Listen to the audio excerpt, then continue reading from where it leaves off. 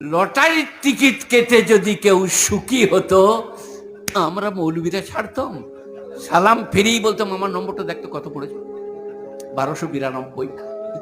অনেক লোক আছে গ্রামগঞ্জে, আপনি শুনবেন না, তারা পেপারে খুব লক্ষ্য রাখে। আমি মনে করি দারুণ খবর রাখে তো, বন্যা হয়ে গেছে, আসামে ভেসে গেছে, একটা লরি উল্টে 3 জন লোক মারা গেছে, বাহ, একবারই লাস্টের পাতায় কার কার নম্বরটা পড়েছে আনন্দবাজারে, মানে লটারির টিকিট দেখছে, বলছে হবে তোর বাপ ঢোক গিলে মরে গেল, ওই জানা নম্বর মিলুচ্ছে, এখন বাপ মরে গেছে, বাবরি করেই না। লটারি, কসম খুদার করে বলছি, লটারির টিকিট কেটে টাকা পেয়ে, সুদ খেয়ে টাকা বাড়িয়ে কোনোদিন সুখী হওয়া যাবে না।